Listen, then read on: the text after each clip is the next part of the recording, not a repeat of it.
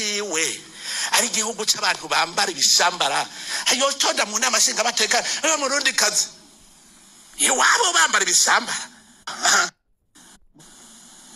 kuja kubaka hanze mbere naho muzogenda mu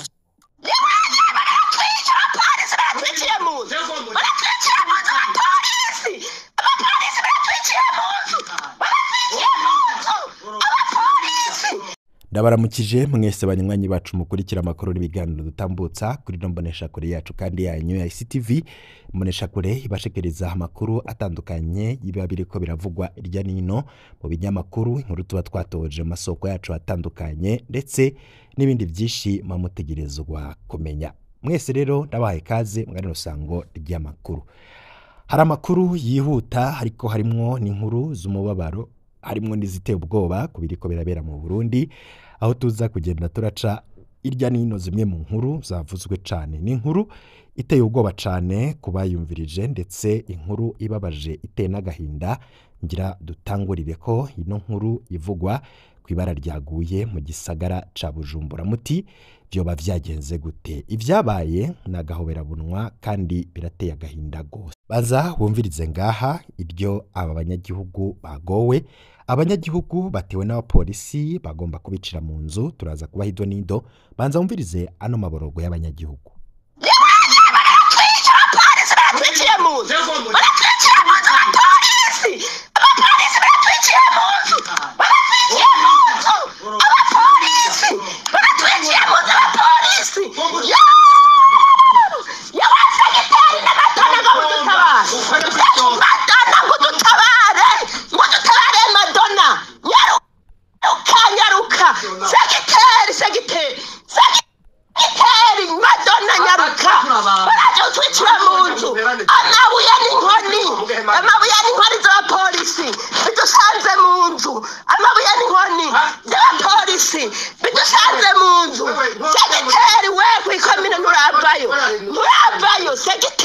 Muti none vyoba vyagenze gute? Nibara nagahobera bunwa na kamaramaza ibintu nk'ivyo byabereye mu gisagara ca Bujumbura. Ngira tubahe idonido intara ya Bujumbura muri commune Mutimbuzi hari umuryango utabarizwa mu polisi n'imbonerakure baraye bahatswe kugandagura abantu nkuko muhejeje kuvyumva.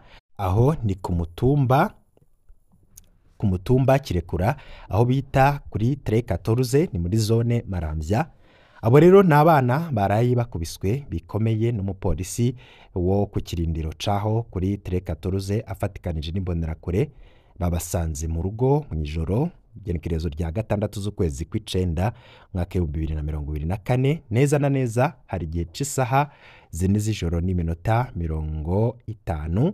Abo bana bakaba bari mu rugo bonyene, abavyeyi babo nabo bakaba bari kwivuna akanyota mu bunywero uri hafi yaho baba. Niho rero nkuko amakuru twatohoje abivuga muri ayo masaha abana boba barateye ibuye rirwa hanze yaho baba.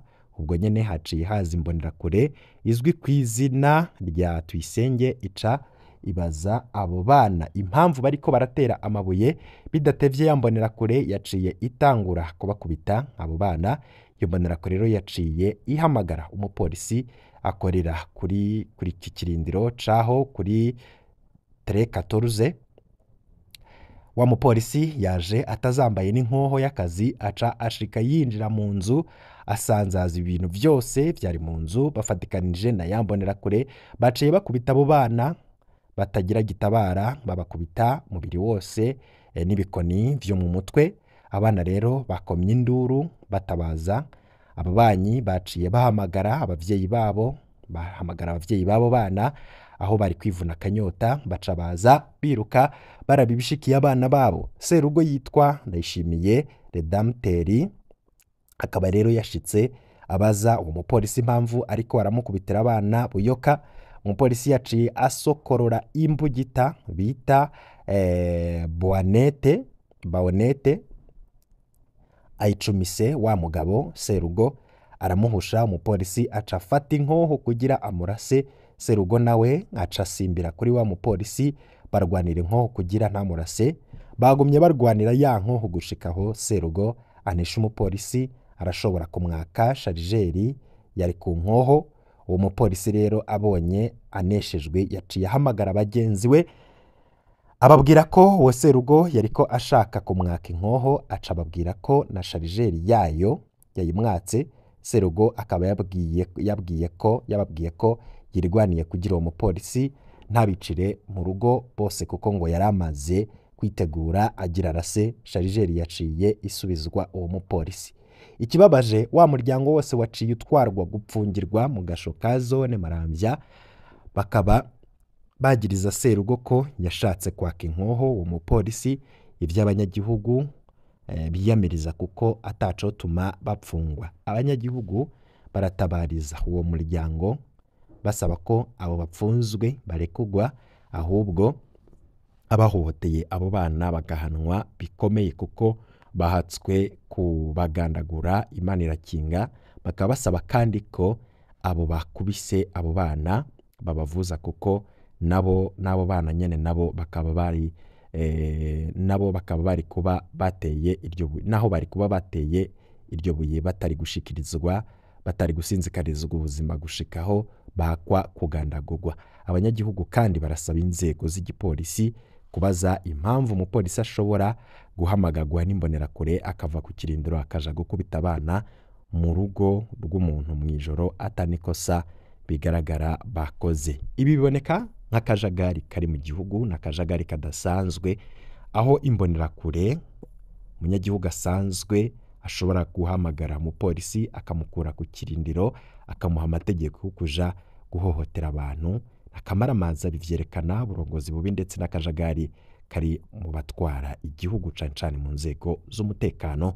Niryo bara rero ryaguye. Mwoba muzi ko hari imbonerakure zapfuye izindi zigacika amaguru.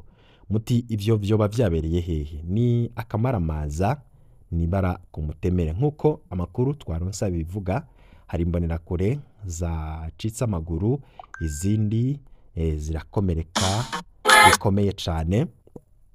Inkuru yacu ivuga ko hari imbonerakure 5 zapfuye, izindi 50 zicika amaguru n'amaboko. Ni nyuma y'umunsi wiswe imbonerakure day. Muti vyagenze gute? Iyi nkuru ntiyavuzwe cane, ariko ni inkuru ibabaje kandi iteye agahinda. Niki coba cateye urupfu rwa zino mbonerakure 5? Hari kwigenekerezo rya mbere Nyakanga mu mwaka 2024 neza na neza hagati ya Nyengwe na Mugaruka, aho bita Mwirimbo, ni muri komine Nyanzarake mu ntara ya Makamba, aho imbonerakure zari mu muduga zitatashe zivuye ku munsi mukuru uba buri mwaka bise imbonerakure day, zahuye n'isanganya. Ino nkuru ikaba yaragizwe akamizwe n'ingoma, ico bikoze abanyagihugu ndetse n'abandi bakaba babonye ko ibi bintu ari ibintu biteye agahinda kandi bibabaje, kubona abo bitwa ko bariko barakorera igihugu, bariko barahabwa impigi n'abategetsi, bashobora gupfa bangana gutya abandi bagakomereka, ariko ntihagire ico banafashijwe, mu gihe abana b'abategetsi bo babibereye mu ngo batekanye kandi bacungera umutekano, ariko abana b'igihugu bakaja gusiga ubuzima mu bikorwa bamwe bavuga ko ataco bibungura canke bibazanira mu iterambere. Amakuru turonka akavuga ko iyo sanganya yavuye cane ku gupakira abantu benshi mu muduga barenze abo wagenewe. Muri uwo mwanya nyene imbonerakure imwe, muri uwo mwanya imbonerakure 5 zaciye zihasiga ubuzima, izindi zishika 50 ziba ibimuga, abenshi muri zo bakaba bacitse amaguru. Abantu rero benshi muri bo bakaba baracitse amaguru, abandi bacika amaboko, ahubwo wagira ngo nivyo bari babaroze. Niko isoko ryacu ryavyiganye, bisa nkaho bafise ubwoba kuko vyabereye mu maso yiwe avyibonera, ibintu bidasanzwe. Ababibonye kandi bemeza ko inyuma y'ugupakira abarenze igitigiri candikiwe imodoka bari barimwo, ko habaye guhura n'ikamyo ikorera ishirahamwe ry'Abashinwa. Gutyo rero mu kubisanya umuduga warimwo izo mbonerakure uca uratembagara.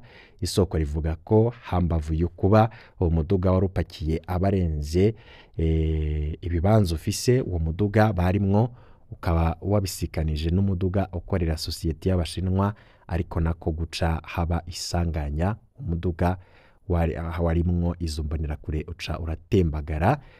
Ivyo rero bimaze kuba kubera ikibazo c'abaganga bake batari gushobora gukurikirana abo bagize iyo sanganya. Isoko ryacu muri komine Nyanzarake rivuga ko haciye hatabazwa abandi baganga bakuwe ku bindi bitaro kumva zo gutabariza imbonerakure, hari mu ntumbero yo gukinga ko bashobora kuguma bapfira kwa muganga. Abategetsi na cane abari muri ivyo birori nk'umukuru w'umugambwe CNDD-FDD Reveriyano Ndikuriyo aremeza aya makuru, gusa akemeza ko hapfuye umuntu umwe gusa kandi uwo mugambwe witeguriye kumushigikira mu buryo bwose bushobora. Akaba rero yabivugiye igihe bariko barasozera ivyo birori vy'imbonerakure day. Mukamenya ko umunsi mukuru wahariwe imbonerakure wamuba buri umwaka utashe mu Burundi. Izo mbonerakure rero zikaba zahasize ubuzima mu buryo bubabaje cane kandi buteye agahinda. Ayo ni amakuru aba yavuzwe ariko ubutegetsi butaba bugomba gushira ahabona. Hari izindi nkuru ziriko ziravugwa cane, ziriko ziragarukwa ko, ariko harimwo n'inkuru ibabaje cane irimwo iy'abategetsi b'u Burundi bariko baraja kudandaza abarundi n'abarundikazi mu bihugu vyo mu makungu. Ibi n'akamaramaza je niko ndavyita. CNDD-FDD ifise projet yo kugira abarundi abacakara b'ibindi bihugu. Nkurunziza gishika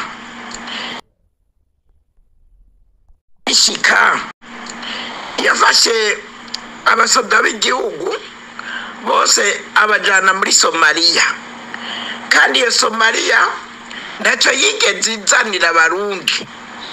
Nabo bagiye nyene ntibigeze baronka umushahara, bamye bafata umushahara wabo barungitseyo ukaribwa nabo bakuru nyene ba CNDD-FDD. Uyu munsi twarabonye ingene bafata abakobwa n'abagore bakabajana mu bihugu by'Abarabu, benshi bakicigwayo n'ibintu byose, inzara, ahandi bakicwa imbona nkubone, amafoto agasokoroka y'ingene bariko baricwa. Ibyo bintu ni ibintu twabonye. Uyu munsi mwumvirize iyo radiyo RPA ishize ahabona ko CNDD-FDD iriko irarondera abahungu akiri bato kugira bagende kuba abanyezamu b'ibihugu by'Abarabu nga Irake na Irani. Ibyo bintu bikaba ari ibintu biteye isoni kandi bibabaje. Mu kibanza cyo kugira amaproje ateza imbere igihugu, bama bariko barondera kuja kugurisha abantu kugira bo nyene baronga amafaranga aja ku mifuko yabo. Ibyo rero abarundi bonyene batamenye ingene babwirizwa kubyanka. Ibyo ni ibintu biteye isoni kuri iki gihugu cyacu, ni ibintu bidukoze isoni aho turi hose, ko ari igihugu gifata abakigize kikabarungika kuba abacakara b'ibindi bihugu. N'ibintu bibabaje cyane. Ndabasabye mwumvirize RPA nayibahaye, mweze mwumvirize ibirimwo muzo wa mukoze. Urakoze cyane Rose Hakizimana kuri uyo mwihwezo. Rose Hakizimana hoza ari umushinga amateka, ariko akaba agize ico avuga. Ni inkuru ibabaje guhagarikwa y'abafungwa bare mwanya w'amakuru mu aba yakamenyero kumushikiriza amanza wa Republika 2 bakaba bagiye gutwarwa n'ishirahamwe bita Imeri Bahari nk'uko byashikirijwe n'isoko ryacu. Ariko nk'uko isoko ryacu ribivuga bagiye gukora akazi ko gucungera umutekano ku mpangu ivyo bita ubusiti. Ivyo bikaba bitera amakenga bamwe mu miryango yabimirije kujanwa muri ako kazi, bagasaba ko ubutegetsi bwosuzuma ko ababo batagiye gukoreshwa nk'abacakara. Province Niyonzima Mwidonito. Abarundi bagiye kujanwa gukorera mu bihugu vya Iraq na Somalia bose hamwe bangana 200, bakaba bagiye gutwarwa n'ishirahamwe bita Imeri Bahari nk'uko byashikirijwe n'isoko ryacu. Ariko nk'uko isoko ryacu ribivuga bikanagaragarira ku masezerano abo barundi basinye, iryo shirahamwe nta namwe riseruka ku mpapuro, ariko hagaseruka irindi shirahamwe bita African Brain, African Hands and Studies, abahasi muri make risanzwe ari inzobere mu kujana abanyeshuri kwiga mu makungu no kubasabira ubuzi mu bihugu baba babarungitsemo. Nk'uko umwe muri abo bagiye kujanwa muri ivyo bihugu bemerewemwo akazi abisigura, ugiye mu gihugu ca Iraq azohembwa amadolari 1600, nawe ugiye mu gihugu ca Somalia ahembwa amadolari 2200. Igiteye amakenga rero nk'uko isoko ryacu ribandanya ribivuga, aya mahera nta namwe aseruka mu masezerano abahasi yagiranye n'abo barundi 200. Imiryango ya bamwe muri abo barundi bagiye gutwarwa muri ivyo bihugu bavuga ko bafise amakenga ku buzima n'umutekano w'ababo, bagasaba inzego zibishinzwe kubanza kugenzura neza ko ababo batagiye kugirwa abacakara. Iyo ni inkuru ya RPA ijwi ry'abanyagihugu, bavuga kuri iyo nkuru nyene y'ukuntu abarundi bariko baraja kugurishwa mu bihugu vy'amahanga, ariko benshi bakabona ko ubutegetsi ari ubukunzi bw'inda ndetse ari bwo buriko buragira uruhara mu kugurisha abana b'u Burundi hakorondera imigambi iteza imbere igihugu ndetse n'abanyagihugu, ahubwo bakarondera uko baja kudandaza abana b'u Burundi mu bihugu vy'amahanga. Hari urugendo Perezida Ndayishimiye umukuru w'igihugu c'u Burundi yagiyemwo mu gihugu c'Ubushinwa, aho ari ibihugu bitandukanye vyari vyitavye inama yabereye mu gihugu c'Ubushinwa. Perezida Ndayishimiye akaba yaragiye muri iyo nama n'umutambukanyi wiwe. Harabonetse amafoto bariko barifotoreza ku bibanza vy'iratiro muri ico gihugu c'Ubushinwa.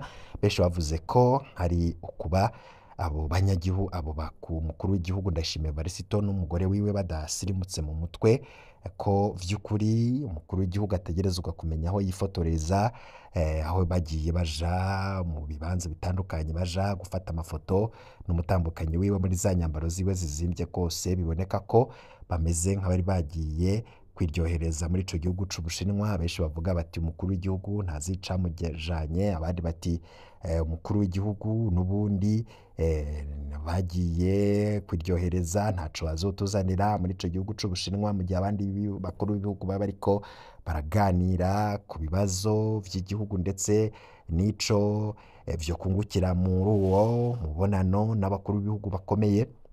Benshi bavuze byinshi, hari n'abavuze bati abakuru b'ibihugu bose bitavye inama y'Ubushinwa na Afrika bakaba bamaze gutahuka, ariko n'ubundi perezida w'u Burundi ngo we ashatse yo kwigumirayo, kuko n'ubundi ngo ntaco ngamariya abarundi, ngaho bigeze n'ubwo yoca yigumira mu Bushinwa ngo abarundi twese twobaho kuko ntaco tumariye, inzara iri mu kutwica. Ati n'ingendo zidafise ico zimariye abarundi muri make. Hari byinshi vyavuzwe kuri urwo rugendo rw'umukuru w'igihugu, turaza kubigaruka ku makuru yacu hanyuma turiko turabitegura mu kanya gato cyane, muraza kuvyumva. Bazokwitwa ngo d'origine burundeze, bazokuvuga kuri umukanadie d'origine burundeze. None nta mushinga bateka hari muri Canada w'umurundi kazi, bavuga ngo n'umunyakanada gusa, nta kandi bashira d'origine burundeze. Igihugu ciwe ari igihugu c'abantu bambara ibishambara, ayo tonda mu nama nshinga bateka murundi kazi iwabo bambara ibishambara kuja kubaka hanze naho muzogenda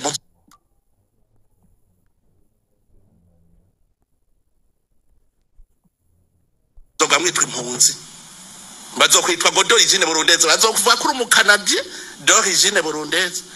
Mu makuru yacu yo hanyuma muraza gukurikira amakuru menshi atandukanye. Ibihe byiza kuri mwese, mu kanya tuze kubonana mu zindi nkuru zirabazigezweho.